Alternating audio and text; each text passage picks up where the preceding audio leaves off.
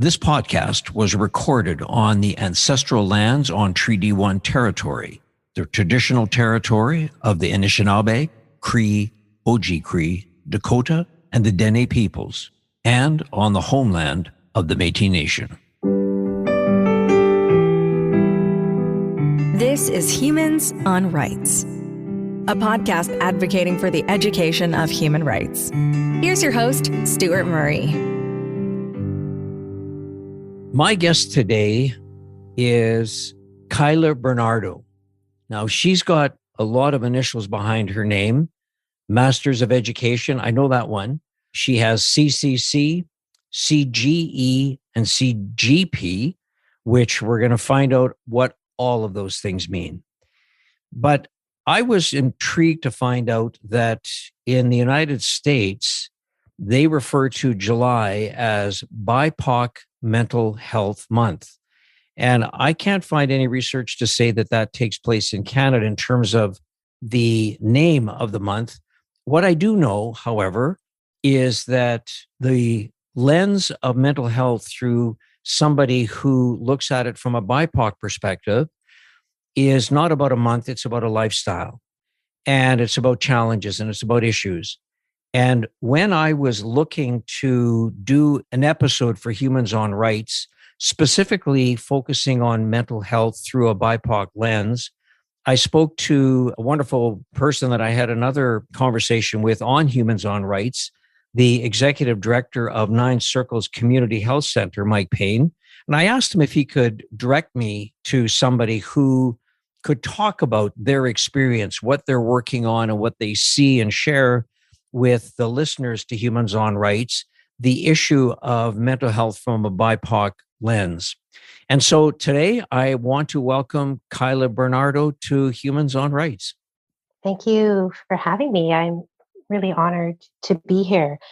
I remember when I was approached by chance to put my name on kind of that BIPOC mental health list, I thought it was an excellent idea because I know the struggle in looking for a mental health provider with the knowledge or the experience of cultural backgrounds. So I am first generation Filipino Canadian.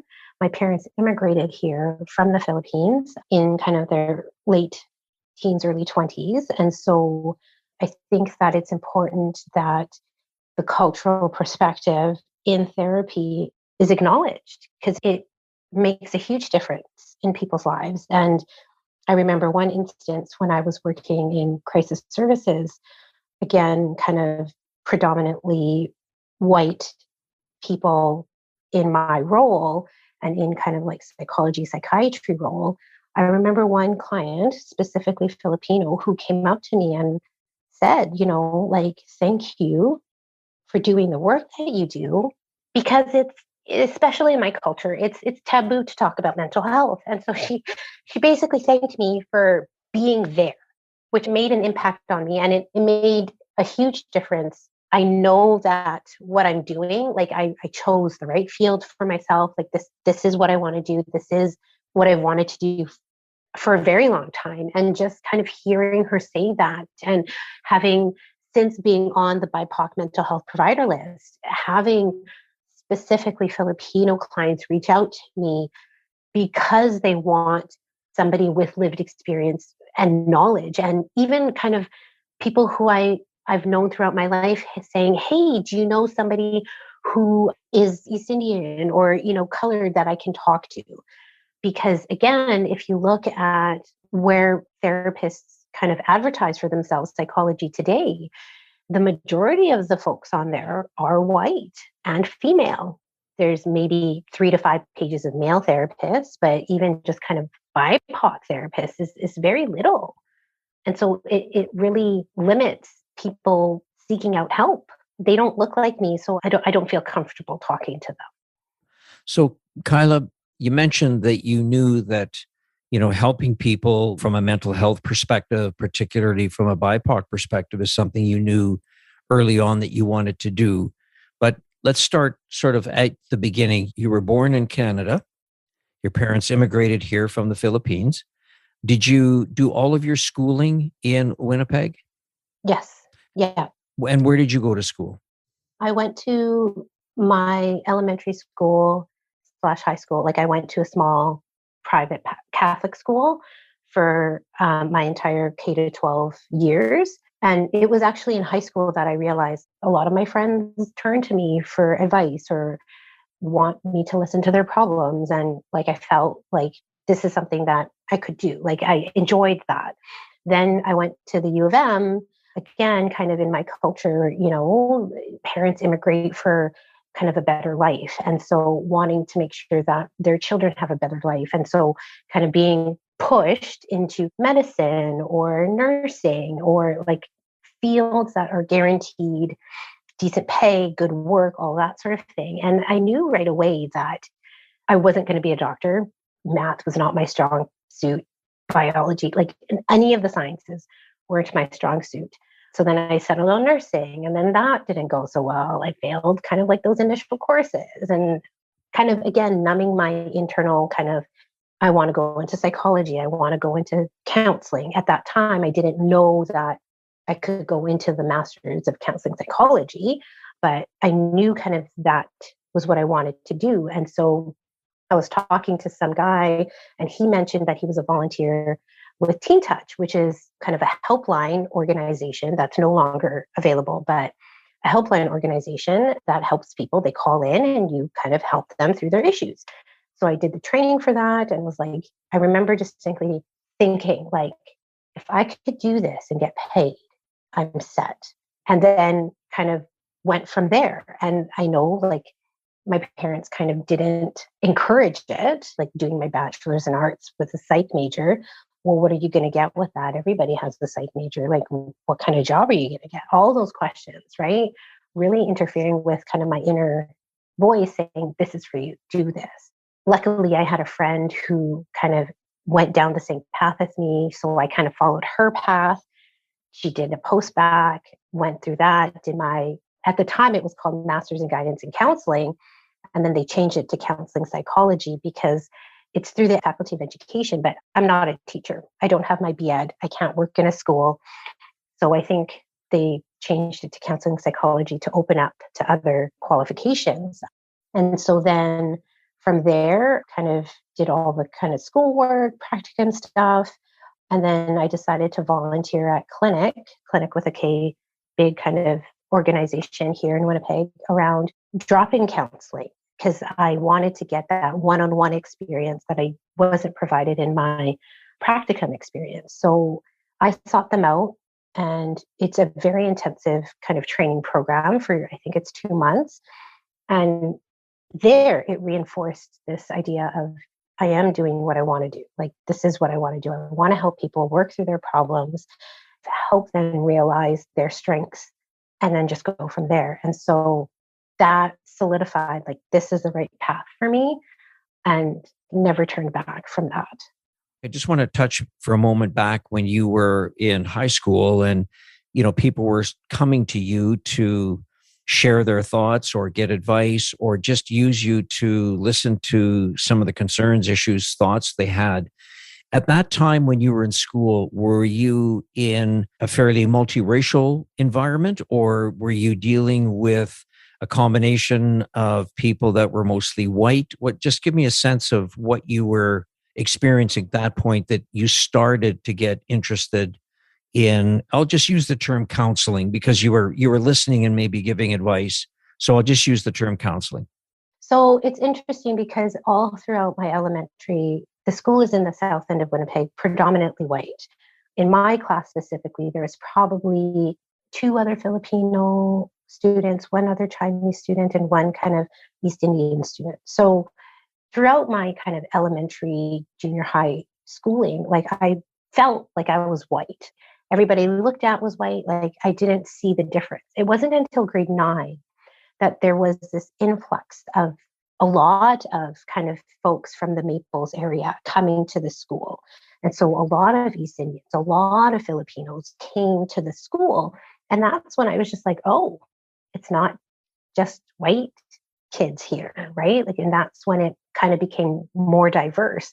And now my daughter actually goes to that school. She's going to be in grade 1 in September, and it is such a culturally diverse, it continues to be a culturally diverse school.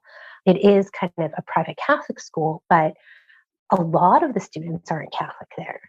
I feel like in my daughter's class, maybe there's like 5 white children. Like, it's very different now.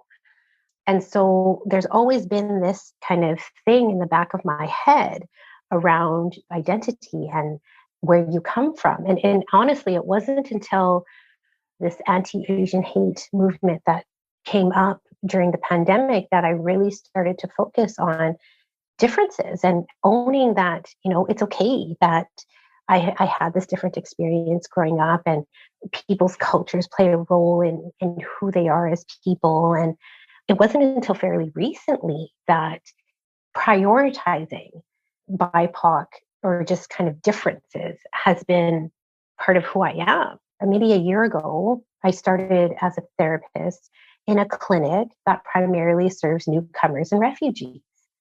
And with that role, again, really forced me to kind of be that person to tell my colleagues and my manager, can newcomers attend this program? Really advocating for the newcomer population, because, there's set kind of organizations that help them, which is great. But then after about a year or two of being in the city, they can access other organizations.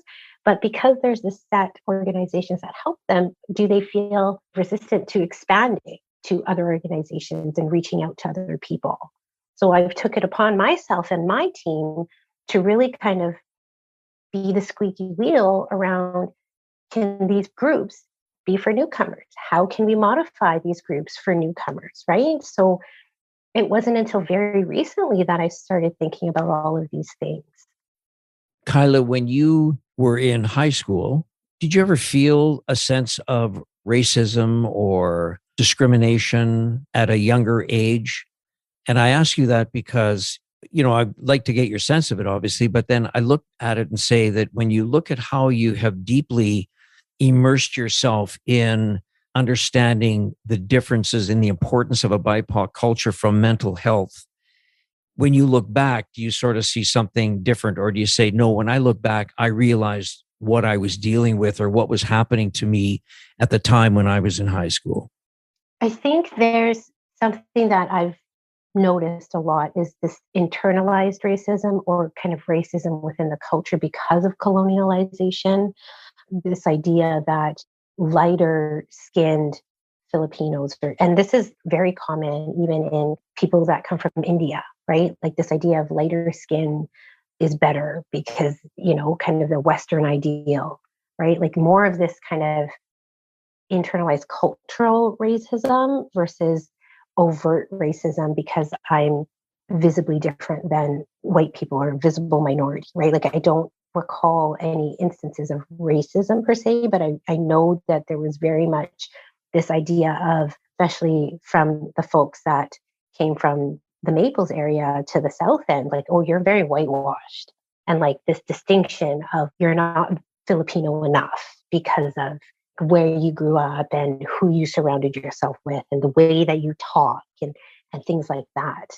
That I remember very distinctly of like that difference.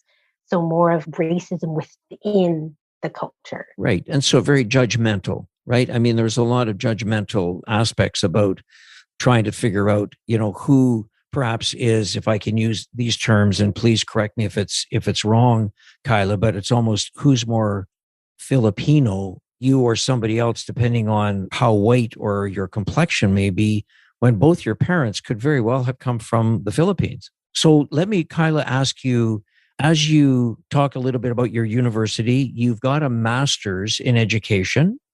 To get your master's degree, did you write about a particular area of mental health, or what did you do, your paper that got you your master's degree? What did you do that on? So I wrote a paper on a lived experience of having a loved one with mental health issues. So my brother struggled with mental health concerns at about the time that I started university. And so I was really focused on kind of the effects of someone's mental health diagnosis on the family as it relates to potential eventual caregiving role as one gets older. Because a lot of mental health resources focuses on the person, which is 100% fair. I think recently now there's more of a push to incorporate the family. Because I remember when this happened with my brother, I was clueless. Like I had no idea what was going on, whether that was my parents kind of keeping me at a distance so that it didn't interfere with my schooling, or whether kind of the system was created that way so that it was just specifically for my brother, right? Because he was an adult at that time. Right. So as a person who has a sibling with mental health concerns, how do I help them? How do my parents help them? And so that's kind of something that has always been a big part of my work, is also incorporating family members into discussions if needed. And I know there's kind of a push for mental health to start incorporating families into assessments and getting collateral information, and family members being able to talk to doctors or even psychiatrists about their concerns about the individual. So it's starting to get better, but again, resources for family members struggling with a loved one with mental health concern is very limited. And did your brother live at home, Kyla? Yep. He did.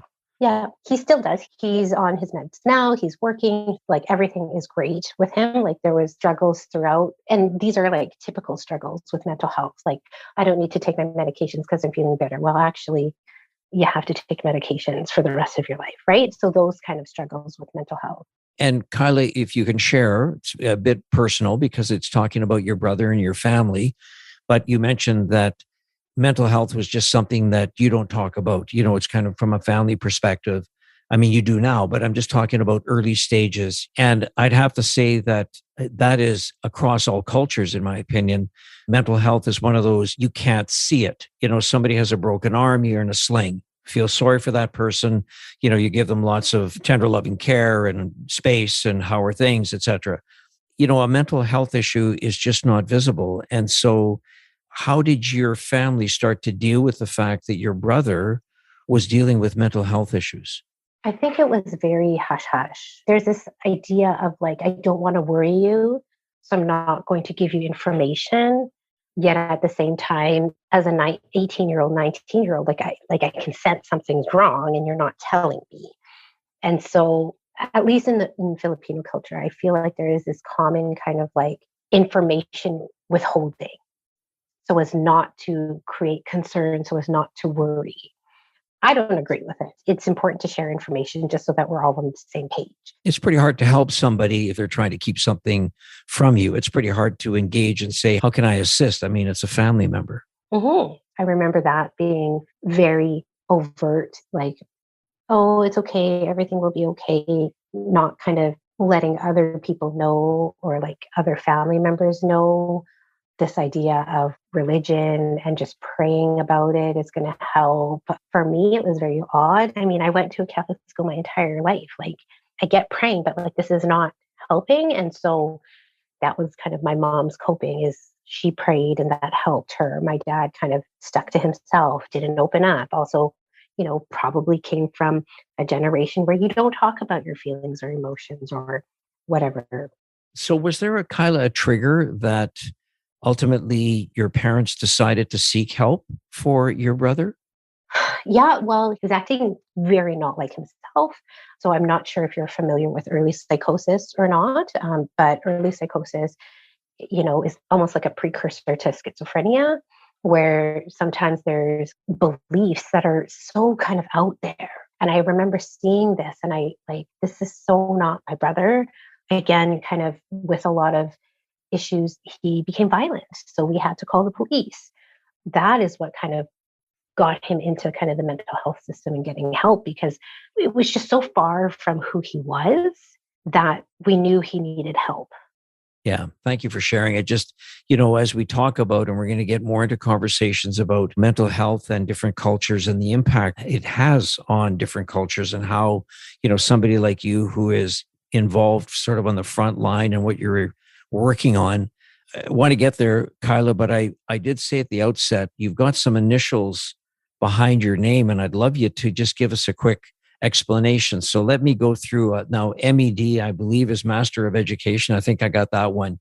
CCC, so triple C. What does that stand for? Canadian Certified Counselor. And is that specifically around mental health or just counseling as a profession? Counseling as a profession. So the CCC designation comes from the Canadian Counseling and Psychotherapy Association, so the CCPA. The reason why this is important is because there are provinces in Canada that have regulated the term counselor, and there are provinces in Canada that haven't. And so Manitoba is one of those provinces that hasn't regulated the counseling profession. And it's in the process of it, from what I've heard, because anybody can call themselves a counselor in Manitoba. So yeah, so the CCPA is working on regulating that across the board. So that's one. So I got two more here. So CGE. So CGE is a certified grief educator, which is a course that I took with David Kessler, who is a world-renowned grief expert. And he worked with Elizabeth Kubler-Ross, who was an expert in death and dying. So he started this last year, this kind of grief educator program to really kind of educate the population on grief, because one of the things that he mentioned is that we are really essentially a grief illiterate society. And it's one thing that is an inevitable. Like everyone is going to experience it, and yet we don't talk about it. And so I decided to kind of go that route to help with my clients, my refugee clients, because yes, they're dealing with trauma and they're also dealing with grief. Okay. And then the last one as a designation, CGP. So Certified Grief Professional. All right. So that's an extension of the grief counseling. Yeah. So really just kind of specializing in grief and loss, again, because it's something that's not often talked about. It's often kind of pushed aside after a certain amount of time goes by, and it's not helpful. Yeah. And I mean, I think that a lot of cultures look at grief as, a sign of almost weakness. You have to be strong, you have to be tough, you have to work your way through this. And, grieving is such an important emotion for people to experience. But, somebody who grieves outwardly, I think for somebody who's watching that, it's very difficult for them to know what to do. Through your training, would you have some advice for somebody that is looking for how they might help somebody who is quite emotionally grieving? I would direct people to David Kessler's website, grief.com. On it, he has things to say to somebody who's grieving and things that are not helpful. That article alone is so important for folks struggling in their grief, because there's well-meaning people out there who say things like he's better off, or whatever the platitudes usually are, right? And some of those are really not helpful, as well-meaning as that person is coming from. But I think one of the things to say to somebody is that really sucks. You're not going to make it better. You're not going to make it worse. But just validating that experience of like, this really sucks for you. Yeah. And what I'll do, Kyla, is put his website into the show notes. So anybody that wants to reference it, they can read about it as opposed to just hearing it in passing. So Kyla, one of the things I'd love to get your sense on is, the notion that mental illness doesn't discriminate. And so why do BIPOC communities have difficulty accessing care? I think the lack of knowledge of what is available. I'm lucky in that I know the resources because I work in this field. Prior to working in this field, I just kind of looked it up when my family was going through kind of that upheaval around what was happening with my brother. I was in university, so I had access to counseling through the university. Some people just don't know what is available, or they're afraid to ask because of culturally, we don't talk about our problems to strangers. It's not okay to do that. What's in the family stays within the family. So there's some internal kind of messaging that comes from, within the culture.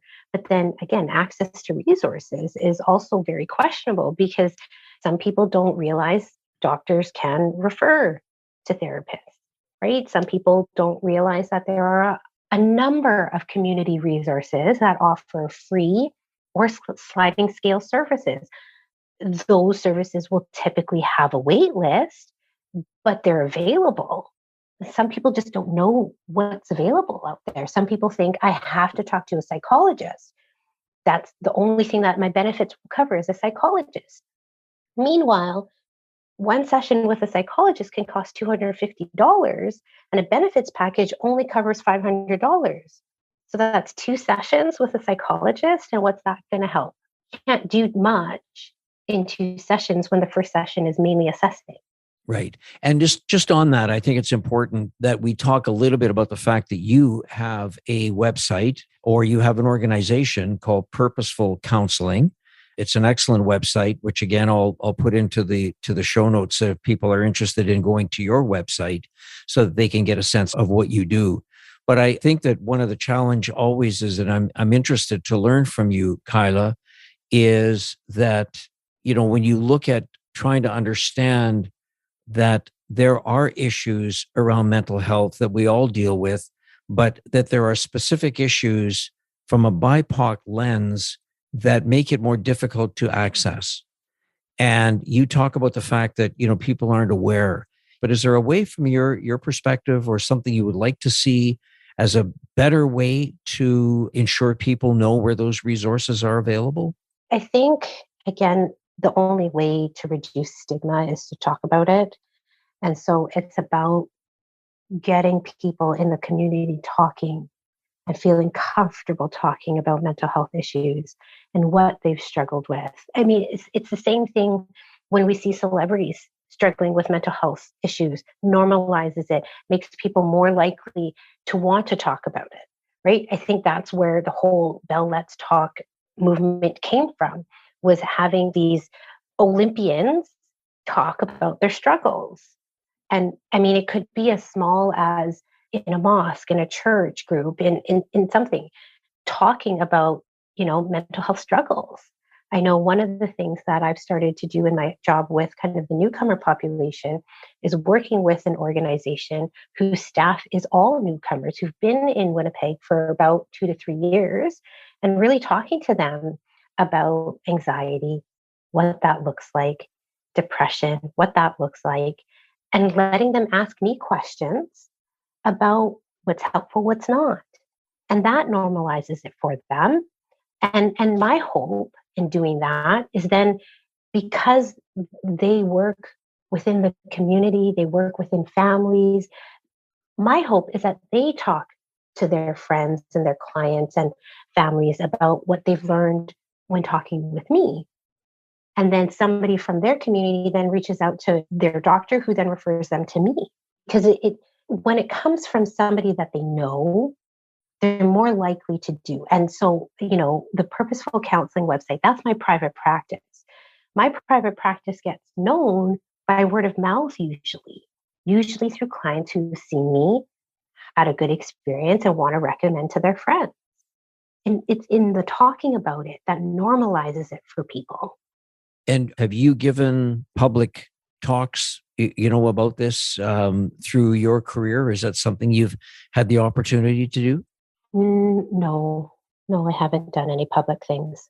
So you're basically, I mean, the way that I found out and the way that you and I are chatting today, Kyla, is, because of chance at Nine Circles. I mean, I reached out to Mike first, and then Chance basically gave me your name. And when I went onto the Nine Circles website, they have a list of resources so that people are looking for assistance from the BIPOC community.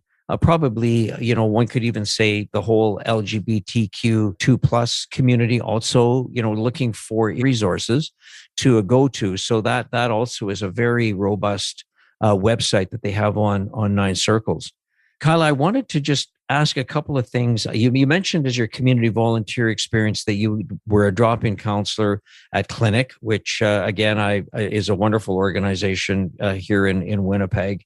But you also did a couple of things under professional development. And one of them I wanted to explore with you was sensory enhanced yoga for self-regulation and trauma healing. And it was a workshop that you did. Share with us, what was that all about?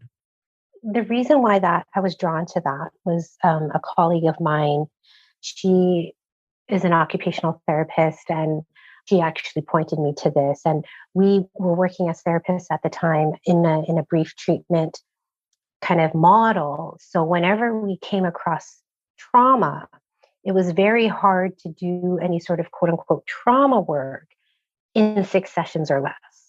And I wanted to expand my toolbox of kind of coping skills to talk to clients about that didn't involve long-term therapy, right? And the Bible on trauma in kind of the therapy field is The Body Keeps the Score by Dr. Bessel van der Kolk. He's this psychiatrist in the States that connected the mind and body in this kind of trauma work. And I think that that's important to remember. Like, a lot of people think that therapy is just talking about it.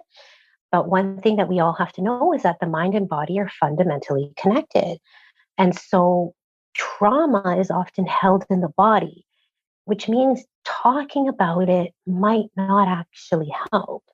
And so with the yoga, there are movements there that can help the trauma move through the body and not just stay stuck. There's also grief yoga. Again, there's only so much that you can talk about something, but moving your body can also help move through emotions, expend some energy that's kind of stagnating, getting stuck in the body. When I looked at the numerous things that you've done in your professional development, there's an incredible amount that you've done. Your experience is deep, it is broad. Things like working with refugees, what you need to know and do. I mean, it's a course you took, but it's part of you, to use your term, it's part of advancing or filling your toolbox with a lot of other sort of resources that you can help when you're dealing with people, that you've got the training to understand how you can work with them to move things through the issues that they're dealing with. Would you say, Kyla, since you became interested in the whole area of mental health, have you seen advancement that you would like to share? Is there anything specific that you would say? You mentioned, Let's Talk by Bell, a big corporation that has done, I think, some good work in this file.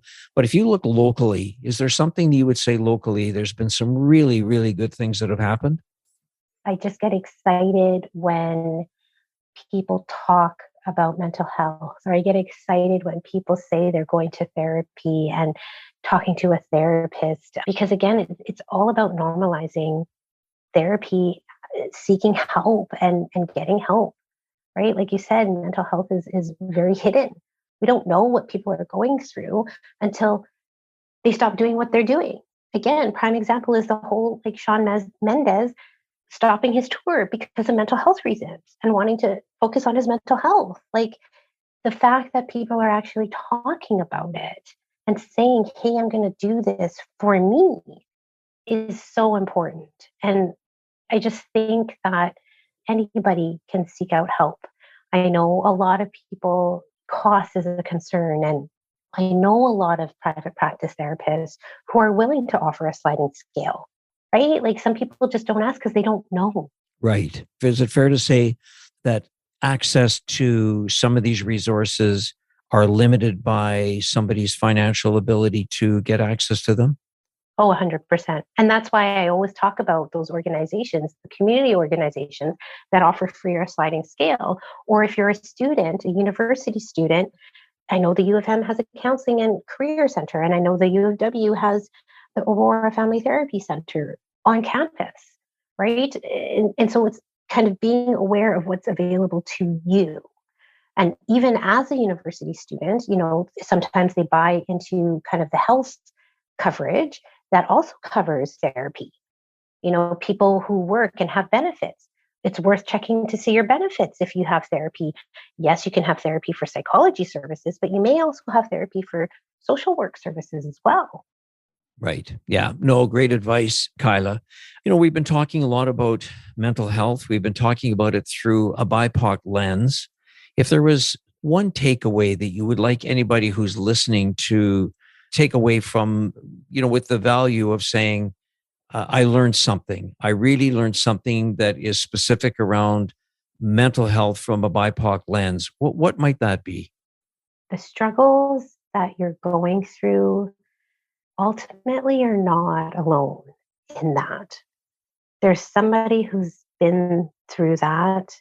There's somebody who's known about it or, helped somebody else through it. I know a lot of people who kind of start out their therapy career kind of being concerned about like, well, I never struggled with addictions. How can I help somebody in addictions? And it's the same thing with kind of cultural things. I've never had somebody who had to go to a residential school. So how can I help them?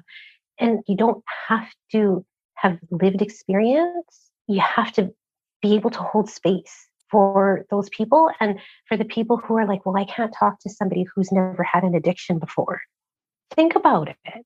Maybe this person didn't have an addiction because they coped in a different way. Maybe I need to see that for what it is. Same thing with a cultural experience. Maybe my therapist hasn't experienced this, but maybe they've heard about it before. Issues within family dynamics of how parents kind of raise children a certain way, or I know in kind of South Asian cultures, favoring the son over the female, right? Like that experience, like the therapist doesn't necessarily have to have experienced that, but knowledge and awareness and the willingness to inquire about that. Advice for people looking is just be open. Know that there are therapists there that could help you, and maybe there are therapists that might be open and willing to learn from you. Yeah, I appreciate that. I have two last comments. One is a question. We talk a little bit about when you get high priced athletes or rock stars or musicians that are well known and they start to talk about, you mentioned Shawn Mendes, talking about the fact that he was postponing his tour to deal with some mental health issues. And then that, resonates with people to sort of say, oh, well, if a guy like that or that sort of a rock star can have that, then maybe it's not so bad. Or maybe I can see that what I'm dealing with, might normalize it. And I wanted to just explore with you the word normal. Is that a word that shouldn't be part of our everyday conversation? Because, who is normal and what does define somebody who is normal? Again, I think that's why when we're talking about mental health and being in the mental health field, it's more about talking about mental wellness versus mental illness, right? Like, again, there isn't a normal, but we want to make talking about mental health okay. I think that's the biggest thing is a lot of people don't feel okay being vulnerable with some of these deep rooted things, and it's about kind of acknowledging that, yes, you're struggling with this. And there's lots of people in this world that are struggling with this. You're not alone. Yeah, no, I want to just say that when I went on to Kyla Bernardo's website, which is called Purposeful Counselling, one of the headings that right on your landing page is the words understand, heal, grow. We can do this together. And then you say that life isn't always easy. And that's incredibly important statement, Kyla. But I would say that with your training and your background, the life isn't always easy part becomes a little bit more easy when they have a chance to spend some time to talk with you and other people openly about mental health. So last word to you, Kyla Bernardo. What's your advice to anybody who may be looking at the fact that life isn't easy and I'm not sure what to do? One of the things that comes to mind is Brene Brown, and when she talks about shame and how shame's ultimate goal is to isolate And so the antidote to shame is to talk about it. If you're not talking to a therapist, that's fine. Find somebody to talk to. Because when you're doing this in isolation, the stories that shame is telling you, you start to believe. But when you start to talk to somebody about it, they can start to balance it out and kind of say, hey, that story shame's telling you is not accurate. Ideally, talking to a professional would be helpful, but sometimes it could just be as simple as talking to a friend who then might say, hey, I was talking to this therapist, maybe you should talk to them. And again, it's that idea of feeling like you're not alone. Somebody else knows this too. Yeah, no, that's a powerful message. And Brené Brown, again, is another resource that we'll put into the show notes. You've referenced a lot of people in this conversation.